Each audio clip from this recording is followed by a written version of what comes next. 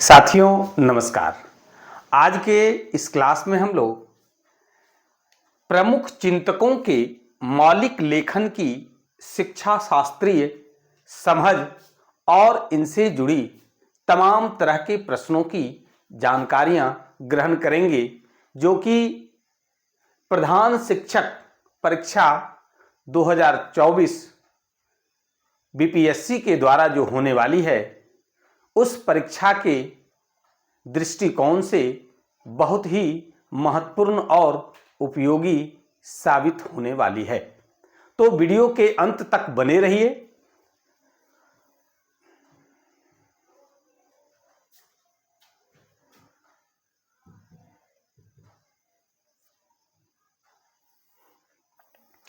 आज का जो पहला प्रश्न है वह है बहुत ही महत्वपूर्ण प्रश्न है, और ये ऐसा प्रश्न है जो कि अभी हाल ही में जो सक्षमता परीक्षा लिया गया था बिहार विद्यालय परीक्षा समिति द्वारा, उस परीक्षा में यह प्रश्न पूछा भी गया था कि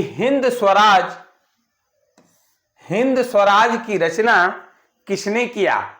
गीजूभाई Badheka, Mahatma Gandhi, Maria Montessori, John Dewey. तो हम लोग जानते हैं कि महात्मा गांधी ने हिंद स्वराज की रचना किया था, और यह रचना 1909 ईस्वी में किया था। और यह रचना जो है इंग्लैंड से दक्षिण अफ्रीका जाने के क्रम में किया था। यह पुस्तक संवाद पर आधारित है, और यह संवाद किससे किया गया था? तो जो इंग्लैंड में क्रांतिकारी युवा रहते थे और तत्कालीन व्यवस्था पर जो युवा और महात्मा गांधी के बीच जो संवाद हुआ था, उसी संवाद पर आधारित यह पुस्तक लिखी गई थी महात्मा गांधी के द्वारा। आगे है कि गीजूभाई बधेका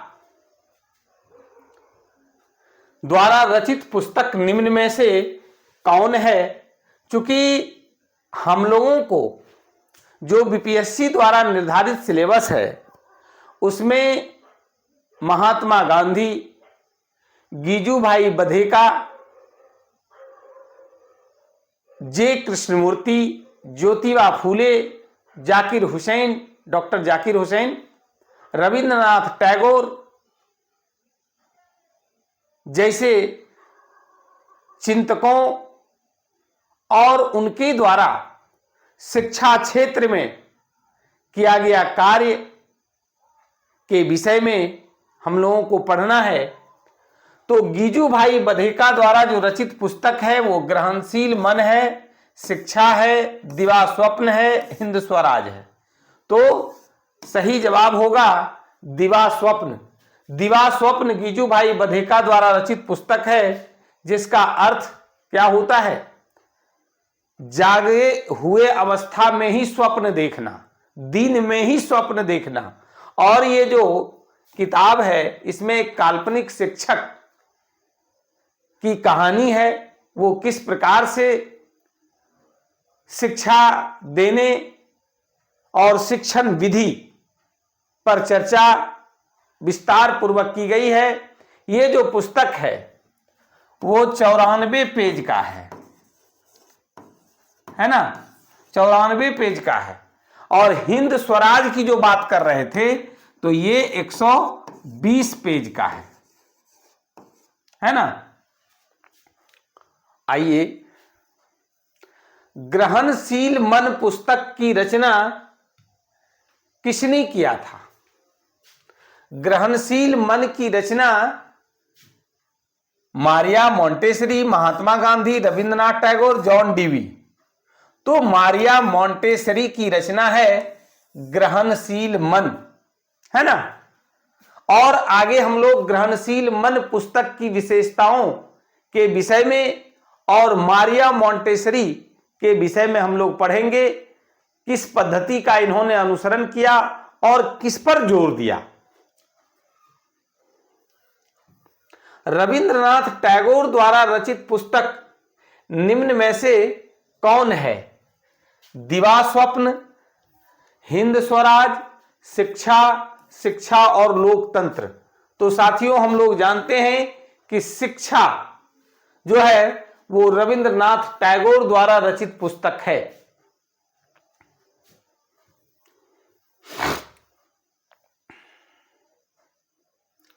शिक्षा और लोकतंत्र की रचना किसने किया था? किताब का नाम है शिक्षा और लोकतंत्र और इसकी रचना John Dewey, Mahatma Gandhi, Gijubhai Badheka, Maria Montessori. तो जॉन डीवी महोदय ने किया था। और इसके बारे में हम लोग आगे देखेंगे।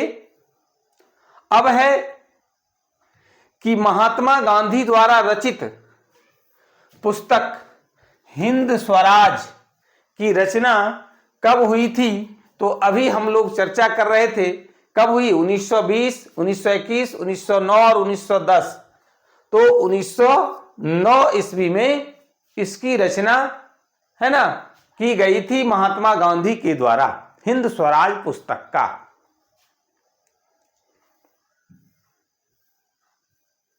महात्मा गांधी ने इंग्लैंड से दक्षिण अफ्रीका, देखिए जो बात अभी हम लोग चर्चा कर रहे थे कि महात्मा गांधी ने इंग्लैंड से दक्षिण अफ्रीका लौटते समय किस पुस्तक की रचना किया? हिंद स्वराज, शिक्षा, यंग इंडिया, इनमें से कोई नहीं। तो जवाब क्या होगा? हिंद स्वराज की रचना इन्होंने इंग्लैंड से दक्षिण अफ्रीका लौटते समय किया था।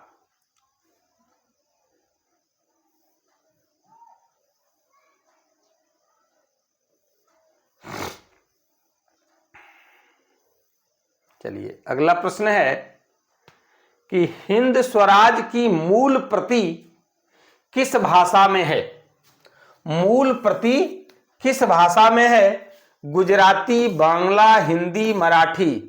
तो गुजराती में है, जो कि 1909 ईस्वी में लिखा गया था। और जब मुंबई पहुंचा तो बंबई सरकार ने इस पर प्रतिबंध लगा दिया। तब महात्मा गांधी ने अपने साथियों और अंग्रेज अधिकारियों को कि आखिर हिंद स्वराज में किस बात की चर्चा है, इसको बताने के लिए उन्होंने क्या किया? पुनः जो है हिंद स्वराज को अंग्रेजी में भी लिखने का काम किया। चलिए, निम्न में से कौन सी गांधी द्वारा रचित पुस्तक पहले पहल दक्षिण अफ्रीका में छपने वाले साप्ताहिक पत्रिका इंडियन ओपिनियन में प्रकट हुई थी, प्रकाशित हुई थी? यंग इंडिया, हिंद स्वराज, उपरोक्त दोनों, इनमें से कोई नहीं। तो हिंद स्वराज पुस्तक जो है वो सबसे पहले दक्षिण अफ्रीका में छपने वाले साप्ताहिक पत्रिका इंडियन ओपिनियन में प्रकाशित हुई थी।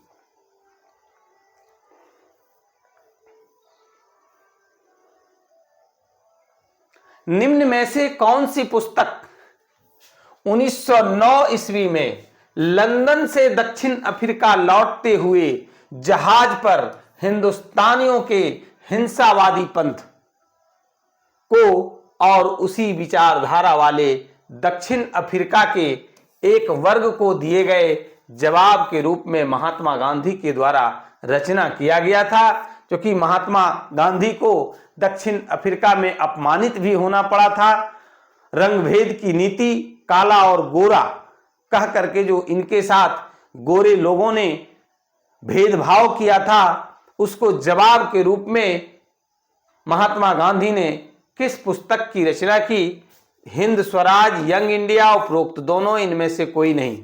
तो सही जवाब होगा हिंद स्वराज की रचना महात्मा गांधी ने किया था लंदन से दक्षिण अफ्रीका लौटते समय 1909 ईस्वी में।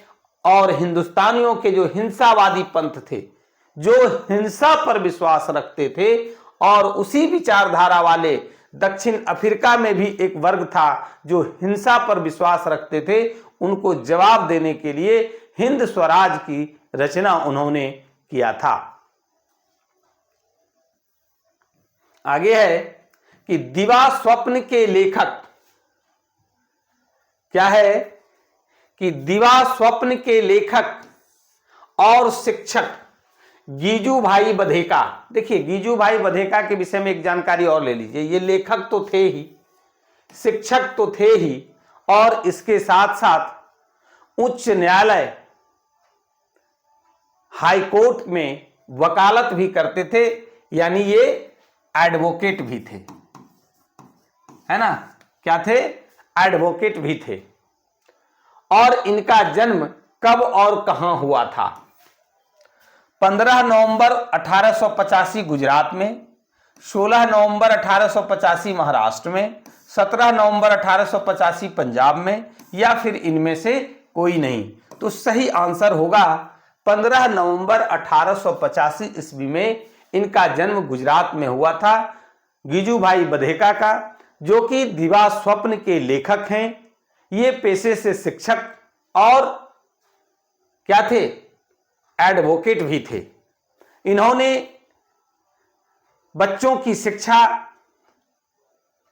पर जो है रिसर्च करने के लिए दिवा स्वप्न पुस्तक की रचना किया, और उसमें ये एक काल्पनिक शिक्षक की भूमिका का वर्णन करते हुए कि किस प्रकार से एक शिक्षक के बतौर ये प्रयोग किए कि अगर ये करते हैं तो बच्चा किस प्रकार से सीखता है।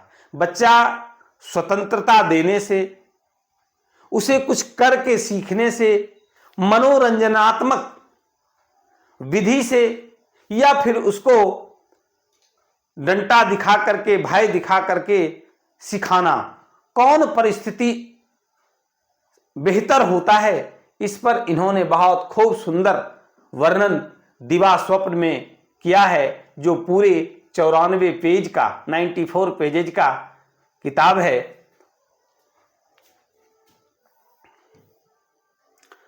चलिए, दिवा स्वप्न पुस्तक सबसे पहले 1932 ईस्वी में किस भाषा में प्रकाशित हुई थी? गुजराती, हिंदी, बांग्ला, और इनमें से कोई नहीं। तो सबसे पहले गुजराती भाषा में जो है दिवा स्वप्न पुस्तक प्रकाशित हुई थी। और कब प्रकाशित हुई तो उसको भी ध्यान में रखना है, 1932 ईस्वी में इसका प्रकाशन हुआ था। और इसके लेखक, रचनाकार गीजू भाई बधेका है।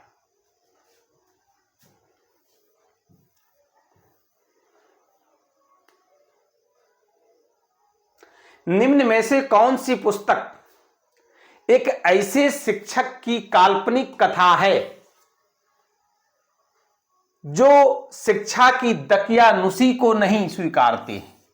शिक्षा व्यवस्था में जो परंपरा है, पुरानी अवधारणा है, जो दकियानुसी है कि इसी प्रकार से शिक्षा दी जाती है और इसी प्रकार से दिया जाना चाहिए, उसको ये स्वीकार नहीं करता है। तो किसको स्वीकार करता है? परंपरा व पाठ्य पुस्तकों की सचेत अवहेलना करके।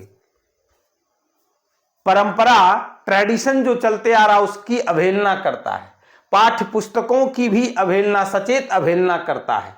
तो करता क्या है, किसके पक्ष में बात करता है? तो बच्चों के प्रति सरस, सहज और प्रयोगशील बना रहता है।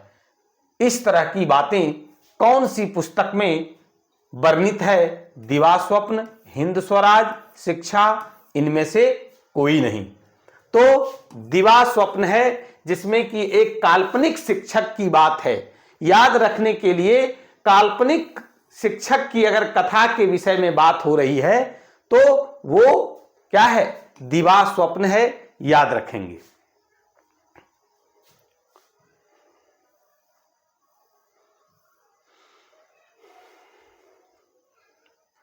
बड़ा ही महत्वपूर्ण प्रश्न है।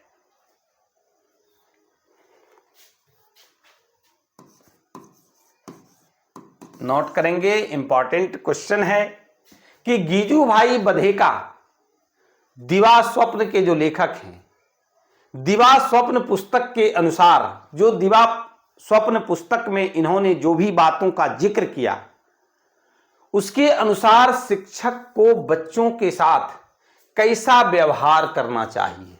बहुत ही महत्वपूर्ण प्रश्न है कि एक शिक्षक हम हैं तो हमें बच्चों के साथ किस प्रकार का व्यवहार करना चाहिए ताकि अधिगम का जो कार्य हो वो अच्छे तरीके से और बिल्कुल सही हो, सटीक हो। तो शिक्षक का व्यवहार बच्चों के खुद से सीखने में विश्वास होना चाहिए। एक शिक्षक को यह विश्वास होना चाहिए कि बच्चा खुद से सीखे। अगला है कि किताबी ज्ञान से ज्यादा सामाजिक एवं व्यवहारिक ज्ञान को आवश्यक मानना बिल्कुल सही है। यह भी व्यवहार होना चाहिए शिक्षक को, और शिक्षक को इस बात पर ज्यादा जोर देना चाहिए कि किताबी ज्ञान से ज्यादा सामाजिक और व्यवहारिक ज्ञान बच्चों को जरूरी है। आगे है कि बच्चों के ना सीखने को वह अपनी समस्या मानकर अपनी शिक्षण शैली का मूल्यांकन करना। अमूमन हम शिक्षक क्या करते हैं कि अगर बच्चे नहीं सीखे तो दोष हम लोग बच्चों पर दे देते हैं, बच्चे के अभिभावक पर दे देते हैं, समाज को दोषी ठहरा देते हैं, पड़ोसी को दोषी ठहरा देते हैं। लेकिन हमें अपना दोष मानना चाहिए और अपना जो शिक्षण शैली हमारी है उसमें सुधार करने की बात सोचनी चाहिए कि आखिर हमने क्या बताया, आखिर हमने क्या सिखाया, किस प्रकार से हमने शिक्षण अधिगम का कार्य किया जो कि बच्चे सीखने में असफल रह गए। तो शिक्षक का व्यवहार यह होना चाहिए कि बच्चे अगर नहीं सीखते हैं तो शिक्षक को अपनी समस्या मानकर अपनी शिक्षण शैली का मूल्यांकन करना चाहिए कि हम जो पढ़ा रहे हैं क्या वो सही तरीका से पढ़ा रहे हैं या नहीं पढ़ा रहे हैं, हमारा जो अधिगम शैली है वो क्या सही है या उसमें सुधार की आवश्यकता है। आगे है कि अभिभावकों से बात कर सहयोग के लिए प्रेरित और जागृत करना। यह भी शिक्षक का व्यवहार होना चाहिए। हमेशा बच्चों के अभिभावकों से एक अच्छा संबंध और अच्छा व्यवहार बनाना चाहिए। अभिभावक को लगे कि जो शिक्षक कह रहे हैं वो बिल्कुल सत्य और सटीक है और उन्हें हम शिक्षा के लिए प्रेरित करें, उन्हें जागृत करें और सहयोग करने की बात उनसे करना चाहिए। कहने का मतलब हुआ कि जो भी बातें हैं इसमें सारा जो है वो एक शिक्षक को व्यवहार में लाना चाहिए। इसलिए सही आंसर जो होगा वो उपरोक्त सभी होगा। आगे है कि रविंद्रनाथ टैगोर का निम्न में से क्या मानना है। रविंद्रनाथ टैगोर शिक्षा पुस्तक की रचना किया और विश्व भारती स्कूल इन्होंने खोला 1901 ईस्वी में। कहां? शांति निकेतन में। और ये शांति निकेतन कहां है? ये शांति निकेतन पश्चिम बंगाल के बीरभूम जिले में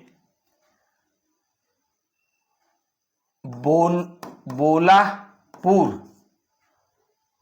क्या है, बोलपुर, बोलपुर जगह है जो कि वर्धमान से मालदा जो रूट है उसी रूट में ये बोलपुर है और वहीं शांति निकेतन है।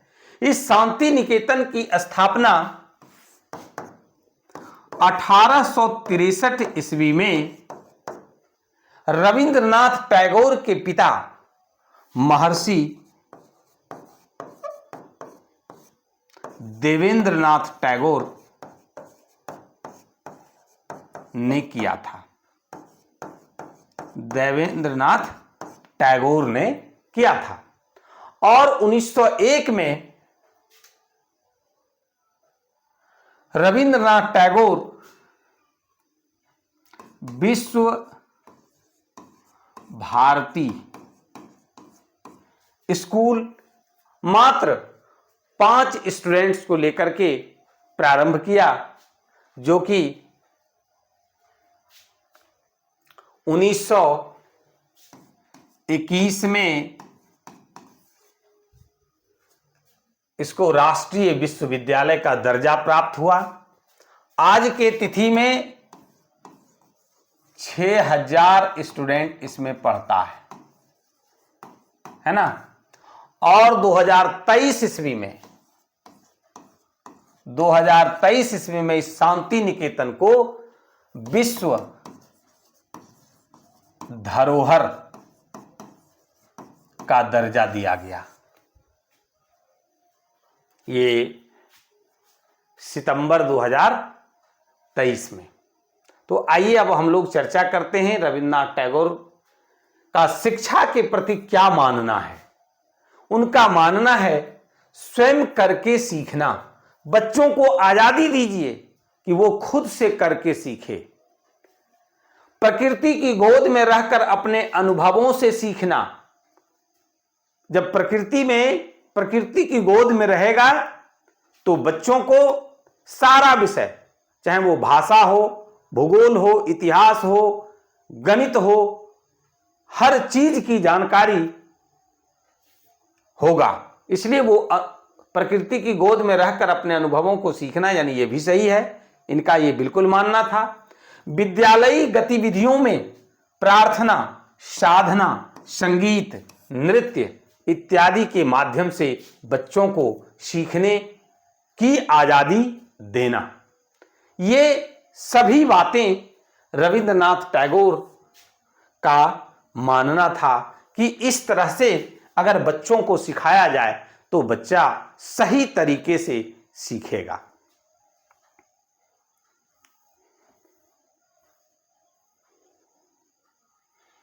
चलिए आगे है कि गुरु रविंद्रनाथ टैगोर रचित पुस्तक शिक्षा में 4 लेख संकलित हैं, जो निम्न में से कौन सा है? शिक्षा में हेरफेर, शिक्षा का मिलन, शिक्षा का विस्तार, विद्यालयों का रूप, यानी कि सभी आंसर होगा। ये चारों जो है लेख, ये मिला करके शिक्षा जो किताब है उसकी रचना की गई है। शिक्षा में हेर फेर, यानी कि शिक्षा में जो पुराना विसंगति जो व्याप्त था उस पर इस लेख में वर्णित है। शिक्षा का मिलन, ये महात्मा गांधी द्वारा असहयोग आंदोलन के दौरान जो महात्मा गांधी के द्वारा शिक्षा के विषय में जो बातें कही गई थी उनका इसमें वर्णन है। और अंधविश्वास, दकियानुसी प्रथा की बात इसमें की गई है शिक्षा का मिलन में, जो दूसरा लेख है। तीसरा लेख जो शिक्षा का विस्तार है, इसमें समाज के हर तबके के लोगों तक, जन जन तक शिक्षा को पहुंचाने की बात कही गई है। और विश्वविद्यालयों का जो रूप, चौथा जो लेख है, इसमें विश्वविद्यालयों के स्थापना का उद्देश्य का वर्णन किया गया है। यानी कि शिक्षा जो है किताब, ये 4 लेख शिक्षा में हेरफेर, शिक्षा का मिलन, शिक्षा का विस्तार, विश्वविद्यालयों का रूप, ये 4 लेखों से मिलकर के संकलित बुक है, संकलित पुस्तक है शिक्षा, जिसकी रचना गुरु रविंद्रनाथ टैगोर के द्वारा किया गया था। निम्न में से किनका मानना है कि विज्ञान का अध्ययन, साइंस पढ़ना, विज्ञान का अध्ययन किए बिना हमारी सामाजिक समस्याओं का समाधान नहीं मिल सकता है? अगर सामाजिक समस्याओं का समाधान चाहते हैं तो विज्ञान का अध्ययन करना होगा। ये किनका मानना था? Mahatma Gandhi, John Dewey, Maria Montessori और रविंद्रनाथ टैगोर। तो सही जवाब होगा कि रविंद्रनाथ टैगोर का मानना था कि विज्ञान का अध्ययन किए बिना हमारी सामाजिक समस्याओं का समाधान नहीं हो सकता है। निम्न में से किनका मानना है कि आनंद के साथ प्रसन्नचित्त अवस्था में पढ़ते रहने से पठन शक्ति और लक्षित रूप से वृद्धिगत हो जाती है? यानी खुशी से, आनंद के साथ पढ़ने से जो है पठन जो शक्ति है, पढ़ने की जो शक्ति है उसमें वृद्धि होती है, जो हमें दिखता नहीं है और लक्षित है। सहज स्वाभाविक नियम से ग्रहण शक्ति, धारण शक्ति और चिंतन शक्ति भी सबल होती है। यानी कि बच्चों में क्या होता है? हर तरह का विकास होता है। कब? आनंद के साथ पढ़ते रहने से। ये किनका मानना है? John Dewey, Mahatma Gandhi, Rabindranath Tagore, Maria Montessori. तो ये जॉन डीवी का मानना है कि अगर बच्चे आनंद के साथ पढ़ते रहें तो उनका जो पठन शक्ति है वो और लक्षित रूप से वृद्धि हो जाती है। सहज स्वाभाविक नियम से ग्रहण शक्ति, धारण शक्ति और चिंतन शक्ति भी क्या होता है? सबल होते हैं।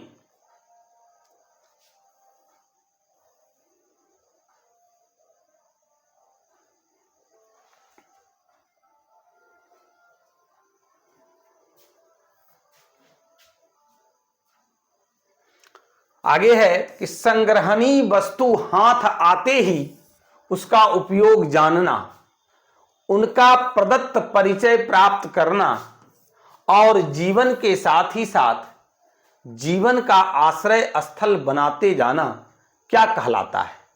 व्यावहारिक शिक्षा, औपचारिक शिक्षा, रीतिमय शिक्षा, इनमें से कोई नहीं। तो सही जवाब होगा रीतिमय शिक्षा।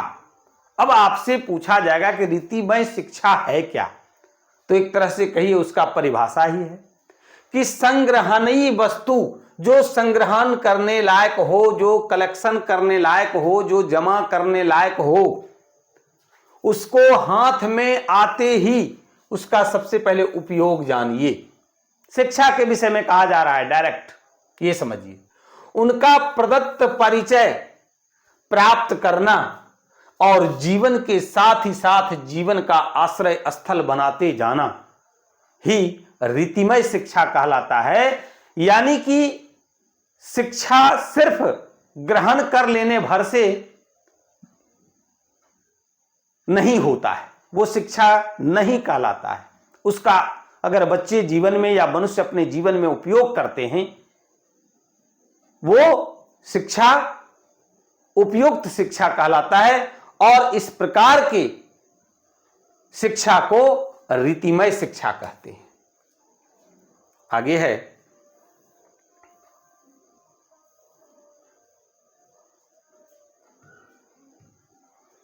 कि रविंद्रनाथ रचित पुस्तक शिक्षा में किस बात पर जोर दिया गया है? मनोरंजन को शिक्षा का भाग होना चाहिए। रीतिमय शिक्षा की संकल्पना पढ़ने की क्रिया जिस पर अभी बात हो रही थी, पढ़ने की क्रिया के साथ साथ सोचने की क्रिया पर जोर देना, उपरोक्त सभी, यानी आंसर आपका उपरोक्त सभी होगा। रविंद्रनाथ रचित पुस्तक शिक्षा में इस बात का जोर दिया गया है कि बच्चों को मनोरंजन की शिक्षा में भाग लेना चाहिए, रीतिमय शिक्षा की संकल्पना होनी चाहिए, पढ़ने की क्रिया के साथ साथ सोचने की क्रिया पर जोर देना चाहिए। उपरोक्त सभी बातें जो है वो शिक्षा जो है पुस्तक में रविंद्रनाथ टैगोर के द्वारा जोर दिया गया था। हिंद स्वराज के अनुवादक निम्न में से कौन हैं? हिंद स्वराज के हिंदी अनुवादक निम्न में से कौन हैं? क्योंकि हिंद स्वराज की जो रचना की गई थी, मूल प्रति वो गुजराती भाषा में था, उसको हिंदी में अनुवाद किसने किया था? अमृत लाल ठाकुर दास नानावती, जितेंद्र ठाकुर भाई देसाई, उपरोक्त दोनों, इनमें से कोई नहीं। तो सही जवाब होगा अमृत लाल ठाकुर दास नानावती। जितेंद्र ठाकुर भाई देसाई जो है उसके मुद्रक थे। कौन थे? मुद्रक और प्रकाशक। और प्रकाशक है ना। हिंद स्वराज के हिंदी अनुवादक जो थे वो थे अमृत लाल ठाकुर दास नानावती।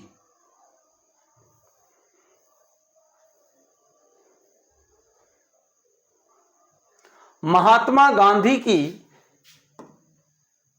यह राय किस पुस्तक के लिए है कि यह बालक के हाथ में भी अगर दी जा सकती है, यह द्वेष धर्म की जगह प्रेम धर्म सिखाती है।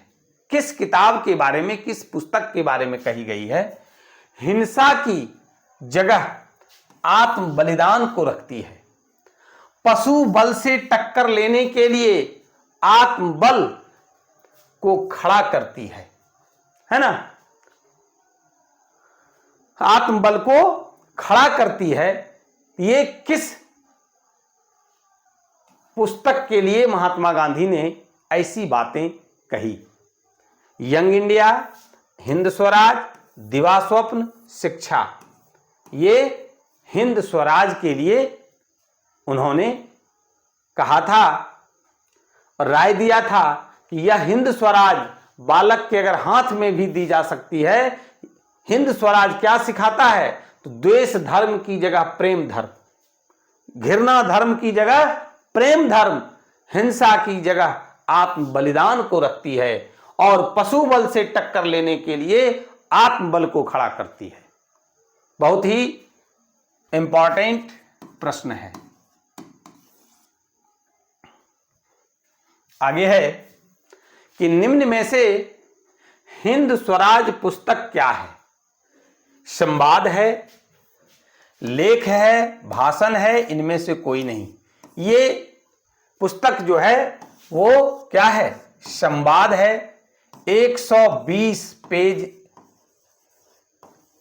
लिखा हुआ है और इसमें संवाद है। संवाद के हिसाब से पाठक और लेखक, पाठक कुछ सवाल करता है, लेखक उसका जवाब देते हैं।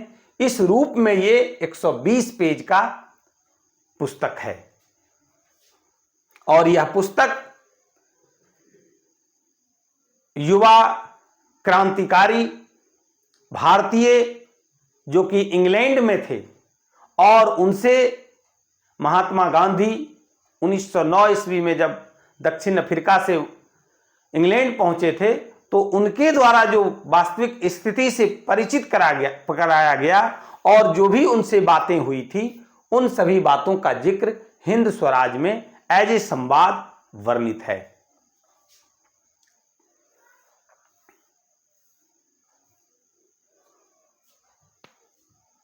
गीजू भाई की बच्चों से संबंधित साहित्य एवं गंभीर लेखन को पढ़ने में विशेष रुचि होने के कारण गीजू भाई ने किस पुस्तक को पढ़ा जिसका कि उन पर विशेष प्रभाव पड़ा? मॉन्टेसरी मदर, हिंद स्वराज, उपरोक्त दोनों या फिर शिक्षा? उन्होंने मॉन्टेसरी मदर बुक को पढ़ा था जिनका उन पर विशेष प्रभाव पड़ा था। आगे है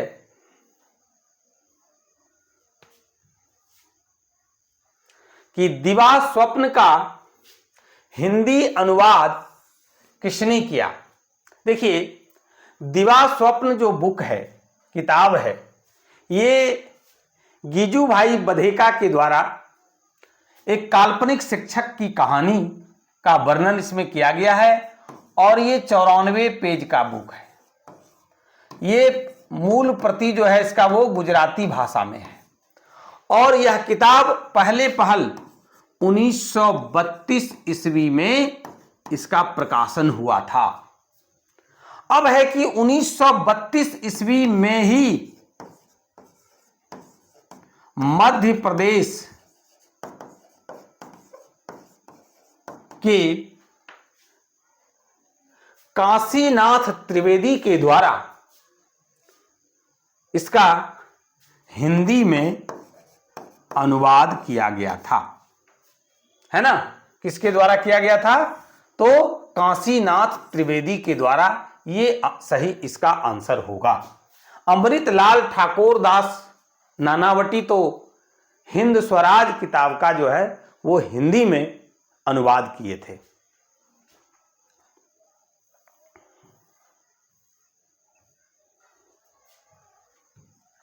गांधी, टैगोर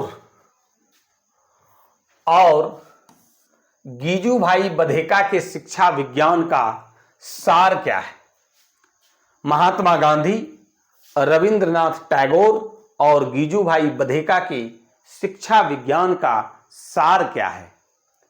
बच्चे के लिए स्वतंत्रता का माहौल तैयार करना। बिल्कुल सही है। बच्चे को स्वावलंबन का माहौल तैयार करना, वो खुद स्वावलंबी बने, किसी पर उसको निर्भर नहीं रहना पड़े, वो खुद से करके सीखे, बिल्कुल आजादी के साथ। यानी कि उपरोक्त दोनों सही इसका आंसर होगा।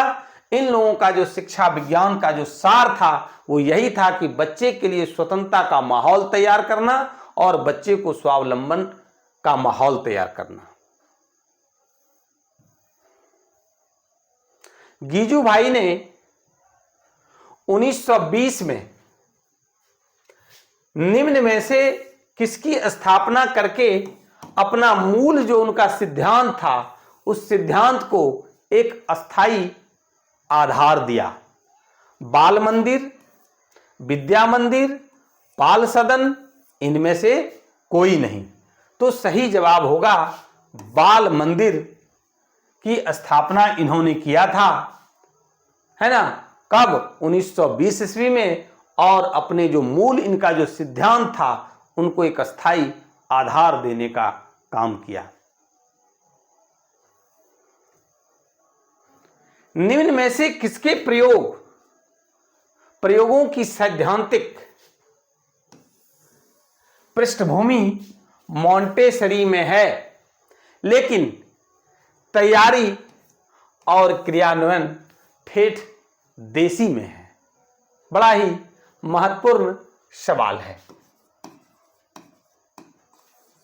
कि निम्न में से किसके प्रयोगों की सैद्धांतिक पृष्ठभूमि मॉन्टेसरी में है लेकिन तैयारी और उसका क्रियान्वयन जो होता है वो बिल्कुल ठेठ देसी में है? वो क्या है? दिवा स्वप्न, हिंद स्वराज, शिक्षा और इनमें से कोई नहीं। तो इसका सही जवाब होगा दिवा स्वप्न।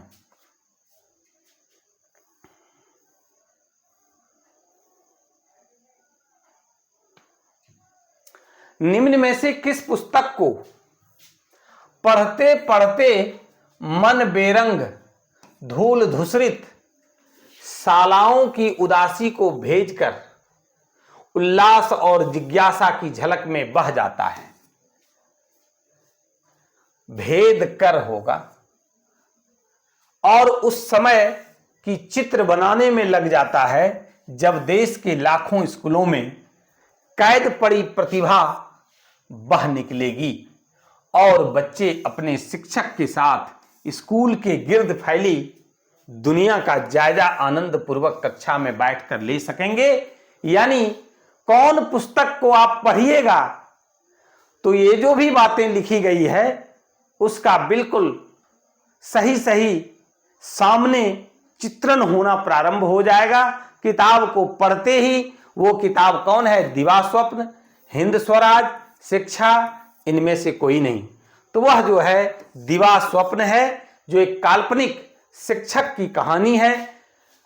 94 पेज का ये किताब है और जब आप इसको पढ़ेंगे तो पढ़ते पढ़ते मन बेरंग धूल धूसरित सालाओं की उदासी को भेद कर उल्लास और जिज्ञासा की झलक में आप बह जाएंगे और उस समय का चित्र बनाने में लग जाएंगे जब देश के लाखों स्कूलों में कैद पड़ी प्रतिभा बह निकलेगी, बाहर निकल जाएगी और बच्चे अपने शिक्षक के साथ स्कूल के गिर्द फैली दुनिया का जायजा आनंद पूर्वक कक्षा में बैठकर ले सकेंगे।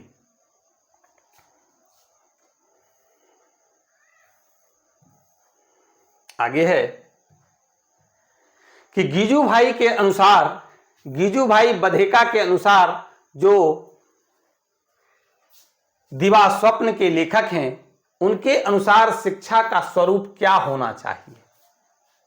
विद्यालय बाल विकास की एक प्रयोगशाला होनी चाहिए। बिल्कुल सही है कि विद्यालय बाल विकास की एक प्रयोगशाला होनी चाहिए। विद्यालय बालकों के विकास के अनुरूप साधन सामग्री होनी चाहिए। यह भी बिल्कुल सही है। बालक स्वयं प्रयोग कर सकें, खुद से वह काम कर सकें, अनुभव प्राप्त कर सकें। शिक्षा सामाजिक परिवर्तन और विकास का महत्वपूर्ण माध्यम है। यानी कि ये जो भी बातें हैं वो गीजू भाई के अनुसार शिक्षा का स्वरूप है और बिल्कुल सब सही है। इसलिए आंसर होगा उपरोक्त सभी।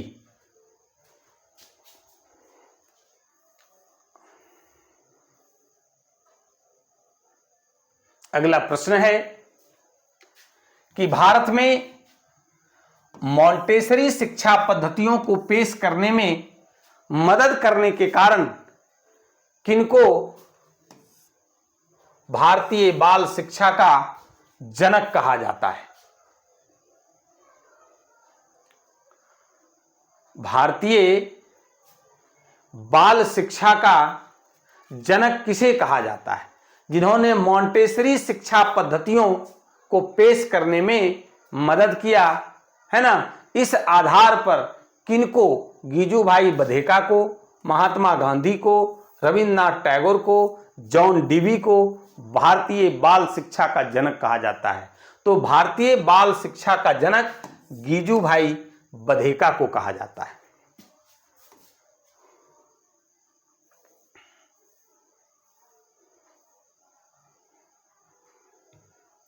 दिवा स्वप्न कहानी से हमें क्या शिक्षा मिलती है? जो कि एक काल्पनिक शिक्षक की कहानी है। किस प्रकार से वो क्लास में जाते हैं, कुछ सोचते हैं और जो सोचते हैं या डायरी में जो लिख करके जाते हैं उस आधार पर बच्चों को काम करने के लिए कहते हैं, लेकिन बच्चा बिल्कुल ही दबाव में आकर के काम नहीं करता है और उसके उलट वो शरारती करता है। जब शिक्षक अगले दिन बच्चे के हिसाब से चलते हैं, बिल्कुल आजादी देते हैं, करके सीखने के लिए जब प्रेरित करते हैं तो वही बच्चा मन लगा करके शिक्षक की बात को मान करके और सीखने के लिए व्याकुल हो जाता है। तो आइए वही बात यहां पर कही गई है कि इससे हमें क्या शिक्षा मिलती है। तो शिक्षा की जो दकियानुसी संस्कृति है उसको नहीं स्वीकारती है। जो पुरानी परंपरा से चली आ रही है, डांट करके दबाव बना करके बच्चों को सिखाना, उन सबको ये नहीं स्वीकारता है। परंपरा वो पाठ्य पुस्तकों की जो सचेत अवहेलना है, अवहेलना करके बच्चों के प्रति सरस और प्रयोगशील बनाना, ये दिवा स्वप्न कहानी हमें शिक्षा दिवा स्वप्न कहानी से मिलती है। इस प्रश्न का जो सही जवाब होगा वो होगा उपरोक्त दोनों। अब है कि एक प्रश्न 18 नंबर फिर से एक बार हम लोग देख लेते हैं।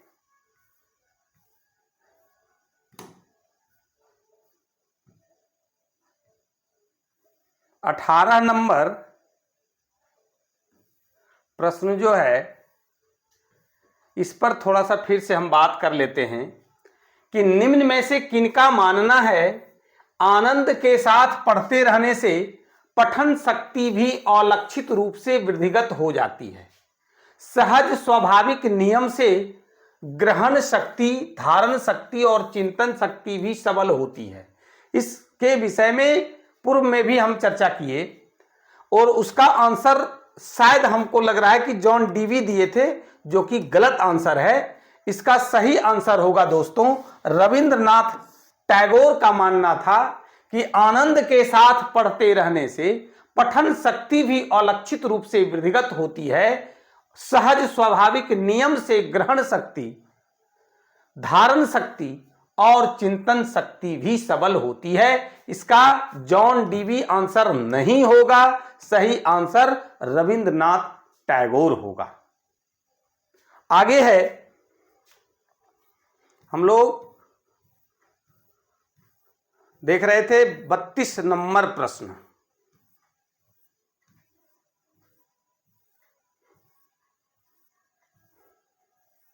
ये 32 हो गया था।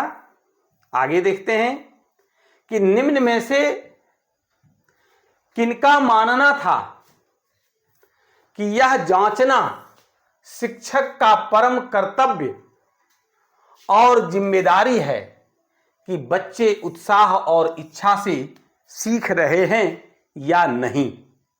ये किनका मानना है? तो ये गिजुभाई बधेका का मानना है, महात्मा गांधी का मानना है, जॉन डीवी का मानना है या फिर रविंद्रनाथ टैगोर का मानना है? तो ये जॉन डीवी का मानना है कि शिक्षक का परम कर्तव्य और जिम्मेदारी है कि बच्चे उत्साह और इच्छा से सीख रहे हैं या नहीं सीख रहे हैं।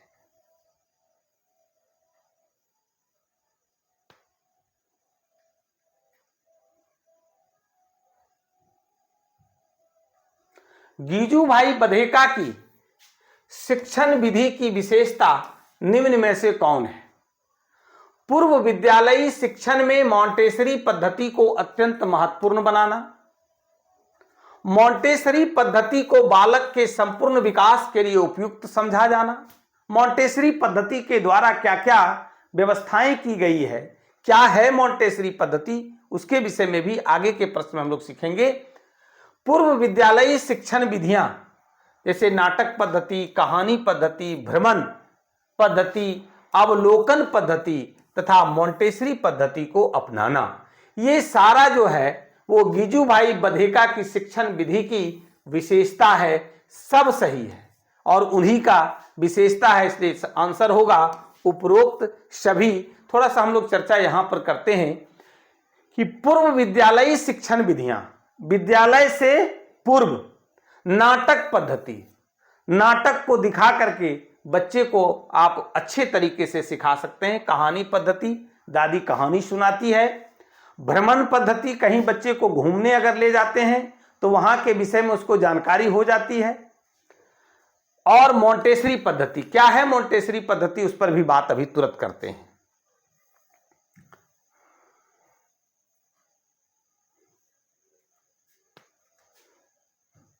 दिवा स्वप्न के शैक्षिक महत्व निम्न में से कौन है? दिवा स्वप्न का जो शैक्षिक महत्व है वह है कि यह प्राथमिक शिक्षा पर केंद्रित है, प्राइमरी एजुकेशन पर।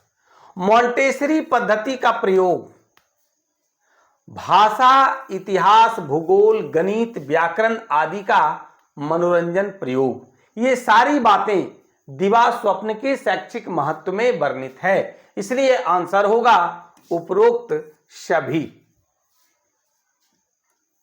चलिए आगे है, जिस पर अभी चर्चा हम लोग कर रहे थे कि मोंटेसरी पद्धति किस बात पर निर्भर करती है। कहने का मतलब क्या है?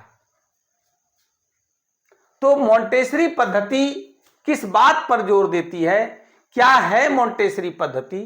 तो औपचारिक शिक्षण विधियों का उपयोग करने के बजाय प्राकृतिक रुचियों और गतिविधियों को विकसित करने का प्रयास करना। औपचारिक शिक्षण विधि क्या हुआ? विद्यालय में कक्षा में बैठा करके पाठ्य पुस्तक की चीजों को रटवा करके, दबाव डाल करके अधिक अंक लाने के लिए उस पर प्रेशर बनाना, इस बार तुमको इतना नंबर लाना है, इतना पास कर जाना है, पाठ्य पुस्तक की बातों को रटवा देना। मोंटेसरी कक्षा व्यावहारिक और क्रियाशील शिक्षण और वास्तविक दुनिया के कौशल को विकसित करने पर जोर देते हैं। और यह तीसरा जो है वो स्वतंत्रता पर जोर देता है ना। कहने का मतलब है उपरोक्त सभी बातें मोंटेसरी पद्धति के द्वारा उस पर जोर दिया जाता है। हम लोग हर प्रश्न के माध्यम से हर टॉपिक के बारे में जानकारी ग्रहण करते आगे बढ़ रहे हैं। आइए आगे देखते हैं अगला प्रश्न। तो निम्न में से किनके अनुसार शिक्षा का उद्देश्य पूर्ण जीवन की प्राप्ति के लिए मनुष्य का पूर्ण विकास करना है? ये मानना रविन्द्रनाथ टैगोर का है, महात्मा गांधी का है, गिजुभाई बधेका का है या जॉन डीवी का है? तो ये मानना रविन्द्रनाथ टैगोर का है कि शिक्षा का उद्देश्य पूर्ण जीवन की प्राप्ति के लिए मनुष्य का पूर्ण विकास करना है। आगे है कि रविन्द्रनाथ टैगोर के अनुसार शिक्षक को कैसा होना चाहिए? तो शिक्षक में सेवा, त्याग, सहयोग, लगन, प्रसन्नता, कर्तव्य परायणता आदि गुण होने चाहिए जिससे विद्यार्थी प्रभावित हो सकें। बिल्कुल सही बात है। आगे है कि शिक्षक को मनोविज्ञान का ज्ञान होना चाहिए जिसके आधार पर शिक्षक विद्यार्थी के महत्व को क्या करें? समझ सकें। इसके बाद है इनमें से कोई नहीं, इसलिए सही जवाब होगा उपरोक्त दोनों।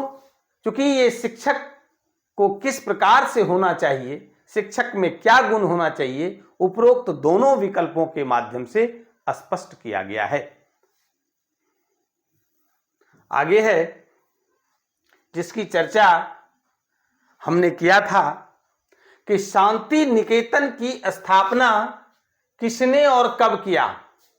महर्षि देवेंद्रनाथ टैगोर 1863 ईस्वी में, रविंद्रनाथ टैगोर 1901 ईस्वी में, या फिर उपरोक्त दोनों या इनमें से कोई नहीं।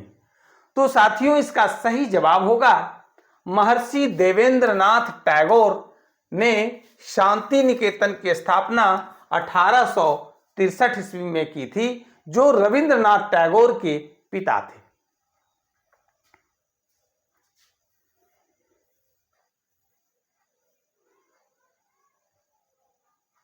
रविंद्रनाथ टैगोर द्वारा 1901 में स्थापित विश्व भारती को राष्ट्रीय विश्वविद्यालय का दर्जा कब मिला?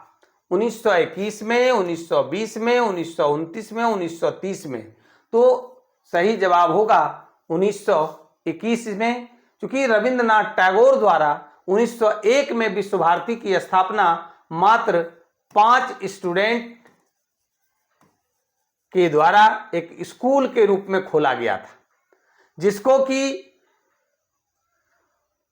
1921 ईस्वी में राष्ट्रीय विश्वविद्यालय का दर्जा दिया गया।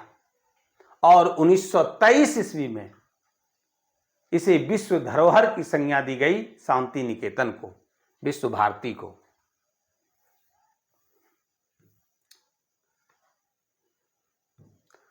डॉक्टर मारिया मोंटेसरी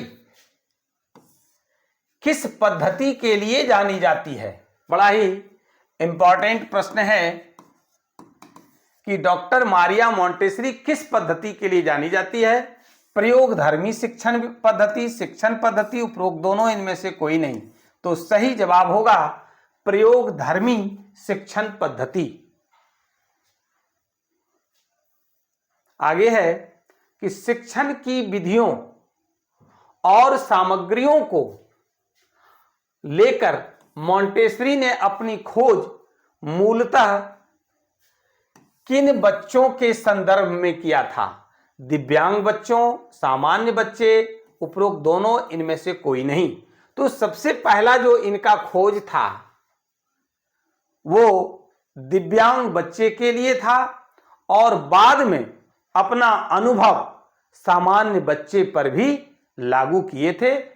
तो यहां पर मूलतः लिखा हुआ है, इसलिए सही जवाब होगा दिव्यांग बच्चे। आगे है कि मोंटेसरी की बहुचर्चित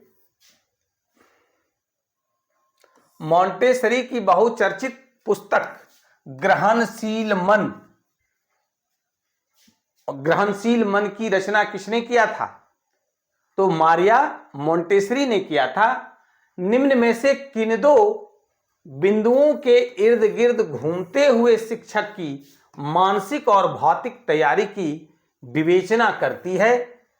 तो ग्रहणशील मन के द्वारा जो ये बातें कही जा रही है वो दो बिंदु, बच्चों को समझना, वातावरण निर्माण, बच्चों को प्यार करना, नहीं ये गलत है। तो सही जवाब होगा ए और बी, है ना, कि बच्चों को समझना पहला और दूसरा है वातावरण निर्माण करना। ये मोंटेसरी की बहुचर्चित पुस्तक ग्रहणशील मन इन्हीं दो बिंदुओं के इर्द गिर्द घूमते हुए शिक्षक की मानसिक और भौतिक तैयारी की विवेचना करती है। आगे है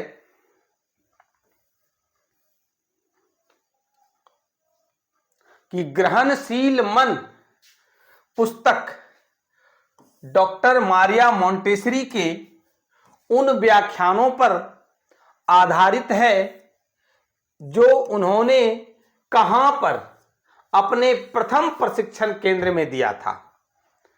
तो वो अहमदाबाद है या फिर पुणे, दिल्ली, चेन्नई? तो सही जवाब होगा अहमदाबाद में उन्होंने अपने प्रथम प्रशिक्षण केंद्र में जो व्याख्यान दिया था उसी व्याख्यान पर आधारित है ना। आगे है कि डॉक्टर मारिया मोंटेसरी को द्वितीय विश्व युद्ध का अंत कब हुआ था?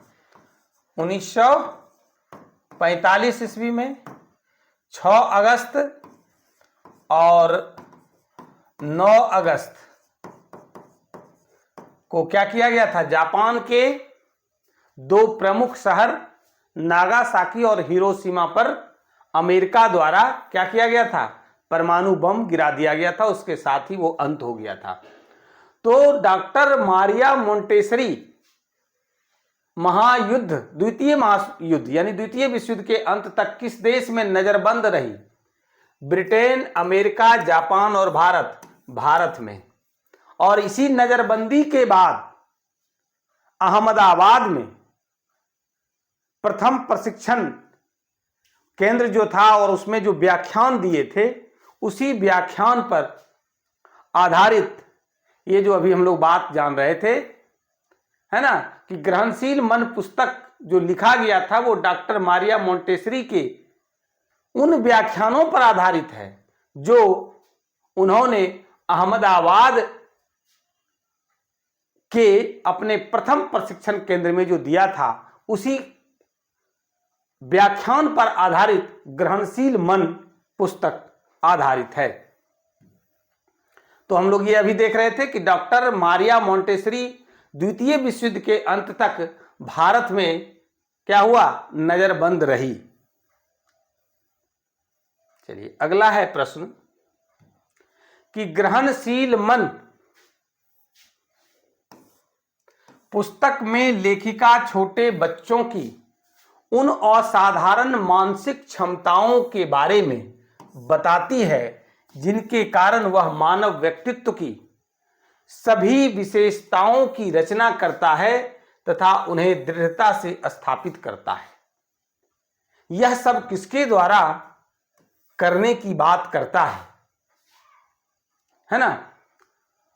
तो अध्यापकों की सहायता के बिना, शिक्षण सामग्रियों की सहायता के बिना, यानी उपरोक्त दोनों। देखिए ग्रहणशील मन में क्या है कि पुस्तक में लेखिका छोटे बच्चों की उन असाधारण मानसिक क्षमताओं के बारे में बताती है जिनके कारण वह मानव व्यक्तित्व की सभी विशेषताओं की रचना करता है और उन्हें दृढ़ता से स्थापित करता है ना? और वह किसके बिना? बिना अध्यापकों के, बिना शिक्षण सामग्रियों की सहायता के। ऐसा नहीं है कि बिना शिक्षक के बिना शिक्षा अर्जित नहीं किया जा सकता है, बिना शिक्षण सामग्री के शिक्षण कार्य नहीं हो सकता है। इसको ग्रहणशील मन पुस्तक में लेखिका ने छोटे बच्चों पर प्रयोग करके दिखाया है। आगे है कि बच्चे को और किसी भी आयु में, बड़ा ही इंपॉर्टेंट प्रश्न है कि बच्चे को और किसी भी आयु में इतनी सहायता की आवश्यकता नहीं होती है, इसके क्या कारण नहीं हो सकते हैं? देखिए प्रश्न अपने आप में है, इसको पहले प्रश्न को समझिए कि बच्चे को और किसी भी आयु में इतनी सहायता की आवश्यकता नहीं होती है। जब बच्चे रहता है, बच्चे को ही मदद की आवश्यकता होती है, सीखने सिखाने में, बताने में, बाद में नहीं पड़ता है जरूरत। इसका आखिर क्या कारण नहीं हो सकता है? नहीं वाला को चुनना है। 4 में से 3 कारण है सही, एक कारण नहीं हो सकता उसको। तो बच्चे के रचनात्मक कार्य में कोई भी रुकावट उसके द्वारा पूर्णता प्राप्त करने की संभावना को कम करती है। इसलिए बच्चे की आयु में या बच्चों को सहायता की आवश्यकता पड़ती है, ये सही है।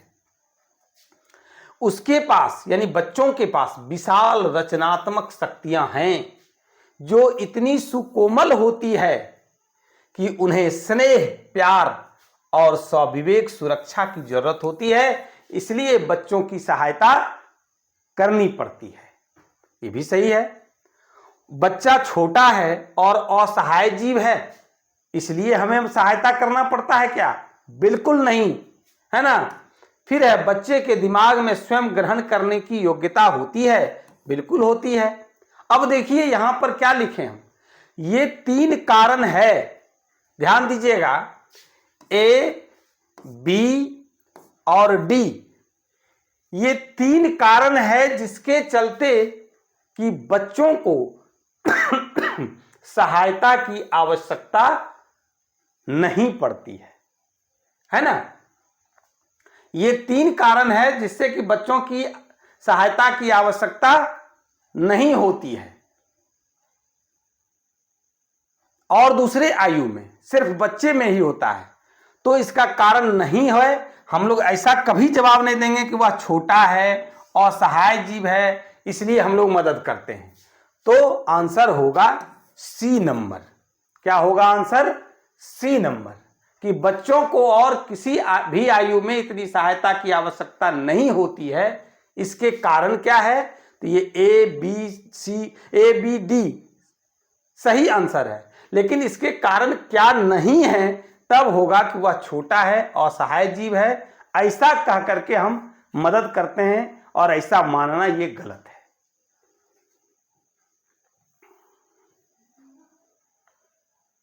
शिक्षा का नया मार्ग निम्न में से कौन सा है?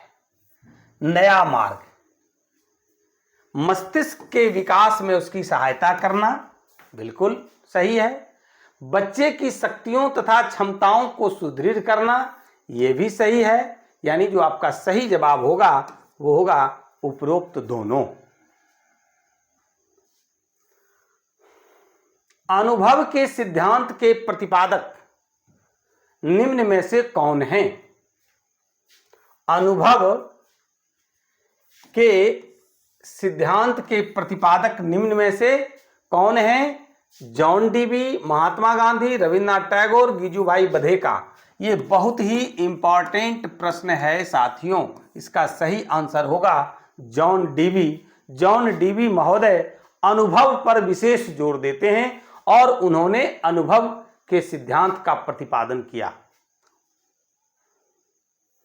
आगे है कि निम्न में से किनके अनुसार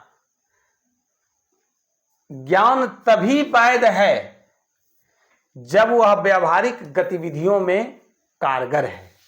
क्या कहना है? किनका कहना है? जॉन डीवी महोदय का, महात्मा गांधी का, मारिया मॉन्टेसरी का या गिजुभाई बधेका का? तो ये मानना है जॉन डीवी का, है ना, कि ज्ञान तभी वैध है जब वह व्यावहारिक गतिविधियों में क्या है? कारगर है। आगे है कि जॉन डीवी की पुस्तक डेमोक्रेसी एंड एजुकेशन का हिंदी अनुवाद निम्न में से कौन है?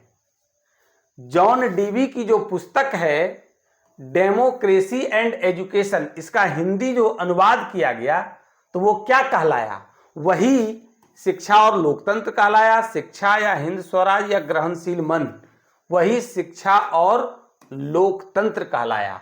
इसलिए शिक्षा और लोकतंत्र के रचनाकार कौन हैं? वो हैं जॉन डीवी। अगर आपको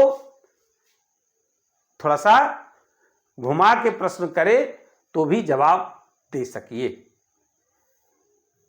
आगे है कि किनका मानना है कि सामाजिक जीवन के लिए शिक्षा का वही महत्व है जो दैहिक जीवन के लिए पोषण और प्रजनन का है?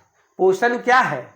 एक जैविक प्रक्रम है, लाइफ प्रोसेस है, जिसके कारण दैहिक जीवन यानी हमारा लाइफ, हमारा जीवन क्या है? संभव हो पाता है। ठीक उसी प्रकार से सामाजिक जीवन के लिए शिक्षा का वही महत्व है। अगर सामाजिक जीवन जीना है तो शिक्षा का वही महत्व है जो दैनिक जीवन के लिए पोषण और प्रजनन का महत्व है। ये कौन, किनका मानना है? जॉन डीवी का या फिर मारिया मॉन्टेसरी का, रविन्द्रनाथ टैगोर या गिजुभाई बधेका का? ये सही जवाब होगा जॉन डीवी का। जॉन डीवी का ये मानना है। आगे है कि भारत के तीसरे राष्ट्रपति डॉक्टर जाकिर हुसैन का जन्म कब हुआ? 8 मई 1897, 8 मई 1896, 10 अप्रैल 1897, 10 अप्रैल 1896।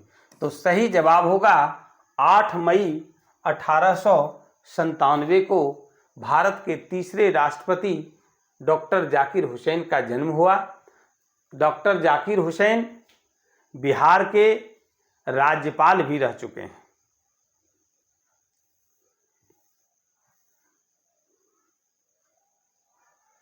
मनुष्य के बच्चे को विकसित होने में जानवरों से अधिक समय क्यों लगता है? बड़ा ही महत्वपूर्ण प्रश्न है कि मनुष्य के बच्चे को विकसित होने में जानवरों से अधिक समय क्यों लगता है। तो आइए देखते हैं कौन है सही। इंसान के बच्चे को प्रकृति से भिन्न, देखिए यहां पर भिन्न होगा, है ना, भिन्न जीने के लिए तैयार होना होता है। सही बात है। इंसान के बच्चे क्या होते हैं? बिल्कुल प्रकृति के उलट होते हैं। जानवर के बच्चे प्रकृति के हिसाब से रह लेते हैं। जानवर के बच्चों को मकान बनाने की आवश्यकता नहीं है, संसाधन की आवश्यकता नहीं होती है। जो प्रकृति प्रदत्त है उसी संसाधन से जानवर के बच्चे जी लेते हैं। नंग धड़ंग, जो भोजन मिला उसी अवस्था में वो जी लेता है। जबकि इंसान के बच्चे को पहनने के लिए वस्त्र चाहिए, पोषण के लिए भोजन चाहिए, रहने के लिए घर चाहिए, और ये सब करने के लिए क्या होगा? उन्हें सीखने की जरूरत होती है। तो इंसान के बच्चे को प्रकृति से भिन्न जीने के लिए तैयार होना होता है। ये बिल्कुल सही कारण है। जटिल जीवन जीने के कारण, तो जटिल जीवन और सामान्य जीवन, जिस पर अभी हम थोड़ी सी चर्चा किए, सामान्य जीवन कौन जीता है? जानवर के बच्चे। और जानवर जैसे उसका जन्म हुआ वो उसी अवस्था में रह जाता है। जो मिलता है भोजन कर लेता है, जहां है वहीं सो लेता है, और जैसे है वैसे ही रहता है। जबकि मनुष्य के बच्चे को भोजन, कपड़ा, आवास के अलावे अन्यान्य सुविधाएं चाहिए। वो प्रकृति के उलट जीता है। तो जटिल जीवन जीने के कारण मनुष्य के बच्चे को विकसित होने में जानवरों से अधिक समय लगता है। इंसान के बच्चे को प्रकृति से भिन्न जीने के लिए तैयार होना होता है, इसलिए ज्यादा समय लगता है ना। यानी कि सही जवाब होगा उपरोक्त दोनों। आगे है कि किनका मानना है हिंसा के सहारे सुधरने का काम करने वाले लोग बच्चों से उनकी उमंग, उत्साह, साहस तथा आत्मविश्वास छीन लेते हैं।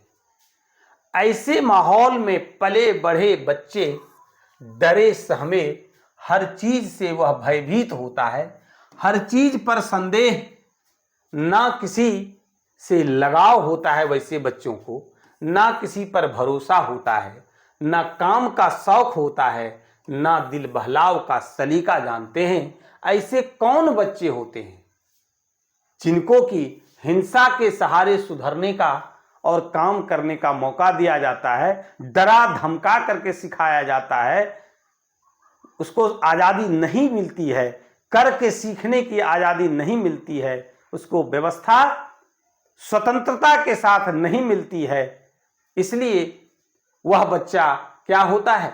सहमे होता है, हर चीज से वह भयभीत होता है, हर चीज पर संदेह उसको उत्पन्न होता है, और ना किसी से उसको लगाव होता है, ना किसी पर भरोसा होता है, ना काम का शौक होता है, ना दिल बहलाव का कोई उसके पास सलीका होता है। ये किसका मानना है? तो ये जाकिर हुसैन का मानना है, जॉन डीवी का, महात्मा गांधी का, या फिर ज्योतिबा फूले का? तो ये जाकिर हुसैन का मानना है। आगे है कि जेम्स ब्रिटेन रचित पुस्तक निम्न में से कौन है? जेम्स ब्रिटेन के द्वारा रचित कौन किताब है, कौन पुस्तक है? भाषा और अधिगम, सभ्यता और संस्कृति, भाषा और अनुभव, भाषा और साहित्य। तो यह है भाषा और अधिगम। गुलामगिरी पुस्तक के रचनाकार निम्न में से कौन है? गुलामगिरी पुस्तक के रचनाकार निम्न में से ज्योतिबा फूले है। और ज्योतिबा फूले के विषय में जानकारी ले लीजिए कि ये वर्ण व्यवस्था के विरुद्ध संघर्ष की थी, है ना। इसके बाद ब्राह्मणवादी जो विचारधारा था, इसका इन्होंने खुलकर विरोध किया। दलित बच्चियों के लिए स्कूल खोलने का काम किया और समावेशी शिक्षा पर इन्होंने काफी जोर दिया। किस पर जोर दिया? तो समावेशी शिक्षा पर पूरा जोर दिया। आइए आगे बढ़ते हैं। ज्योतिबा फूले का जन्म कब और कहां हुआ? ज्योतिबा फूले का जन्म 11 अप्रैल 1823 पुणे, 11 जून 1823 मुंबई, 11 अप्रैल 1824 पुणे, 11 मई 1823 पुणे। तो सही जवाब होगा 11 अप्रैल 1823 पुणे में हुआ था। महात्मा फूले ने सत्यशोधक समाज की स्थापना कब किया था? महात्मा फूले ने सत्यशोधक समाज की स्थापना कब किया था? 1873, 1973, 1853, 1863। तो सही जवाब होगा 1873 में महात्मा फूले ने सत्यशोधक समाज की स्थापना किया। बहुत ही महत्वपूर्ण प्रश्न है। महात्मा फूले ने शूद्र जाति यानी दलित लड़कियों के लिए कब स्कूल की स्थापना किया था? तो इन्होंने 1848, 1849, 1850, 1851, 1848 ईस्वी में इन्होंने क्या किया था? शूद्र जाति यानी दलित लड़कियों के लिए स्कूल की स्थापना किया था। समावेशी शिक्षा की ओर इन्होंने अपना कदम बढ़ाया था। 1849 में इसके विरोध में इनको घर से निकाल दिया गया। फिर भी इन्होंने आगे चल करके एक की जगह 2 स्कूल खोल दिया। किस पुस्तक के अंतर्गत फूले हिंदू धर्म के अंतर्गत स्थापित ब्राह्मण वर्चस्व, जिस पर अभी हम चर्चा कर रहे थे, को चुनौती देते हुए हिंदू ग्रंथों को उस वर्चस्व को कायम रखने वाले साधन के रूप में वो देखते हैं? कौन सा पुस्तक के अंतर्गत? गुलामगिरी, न्यायशास्त्र, वितंडा, इनमें से कोई नहीं। तो वो पुस्तक है गुलामगिरी। किसने लगभग 130 साल पहले ही भेदभाव रहित पाठ्यक्रम शिक्षा के वंचित तबके तक प्रसार और शिक्षा में राज्य सरकार की सार्थक भूमिका पर बहुत सटीक व तार्किक चिंतन किया? तो अभी हम लोग चर्चा कर रहे थे, वो कौन है? ज्योतिबा फूले, महात्मा गांधी, रविन्द्रनाथ टैगोर या फिर गिजुभाई बधेका? तो वो हैं ज्योतिबा फूले, जिन्होंने 130 साल पहले ही भेदभाव रहित पाठ्यक्रम शिक्षा के वंचित तबके तक प्रसार और शिक्षा में राज्य सरकार की सार्थक भूमिका पर बहुत सटीक व तार्किक चिंतन देने का काम किया।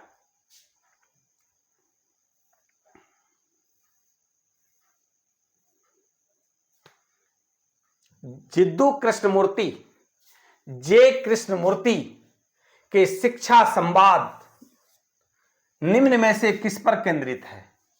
छात्र और शिक्षक, छात्र और समाज, शिक्षक और समाज, इनमें से कोई नहीं। तो उनका जो संवाद केंद्रित है, शिक्षा संवाद, वो है छात्र और शिक्षक पर केंद्रित है।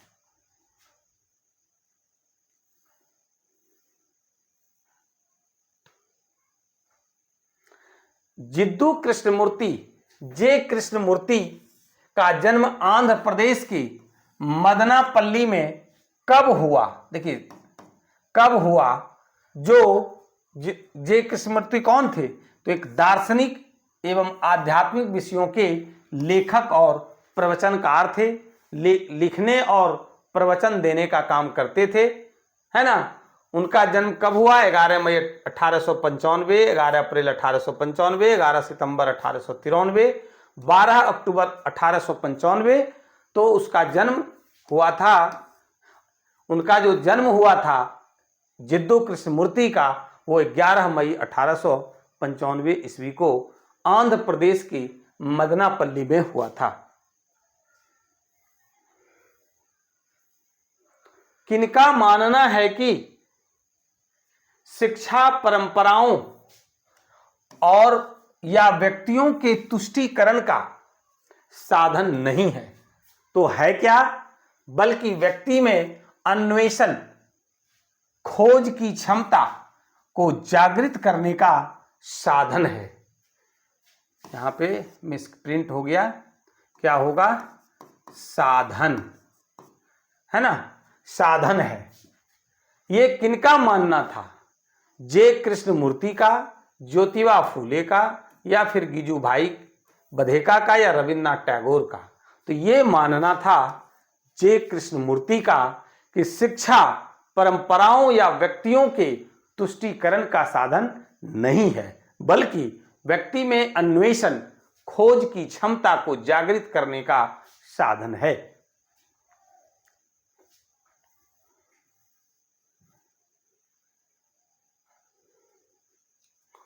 आगे है कि किनका विचार है, किनका मानना है, किनका अवधारणा है कि शिक्षा की प्रक्रिया को दंड एवं पुरस्कार के ढांचे में नहीं बांधना चाहिए। बड़ा ही महत्वपूर्ण प्रश्न है कि शिक्षा को कभी दंड या पुरस्कार के बंधन में, ढांचे में नहीं ढालना चाहिए, बिल्कुल उसको मुक्त रखना चाहिए, तब बच्चे का पूर्ण विकास होता है। ये किनका मानना है, ज्योतिबा बाई फूले का, या गिजुभाई बधेका का, या फिर रविन्द्रनाथ टैगोर का, या जिद्दू कृष्णमूर्ति का? तो ये मानना है जिद्दू कृष्णमूर्ति का कि शिक्षा की प्रक्रिया को दंड एवं पुरस्कार के ढांचे में नहीं बांधना चाहिए। आज का ये क्लास कैसा लगा, आप हमें कमेंट करके जरूर बताएंगे। अगर अच्छा लगा हो तो लाइक और शेयर जरूर करिएगा। जो लोग चैनल पर नए हैं वो चैनल को सब्सक्राइब कीजिए। आज के क्लास में बस इतना ही। बहुत बहुत धन्यवाद।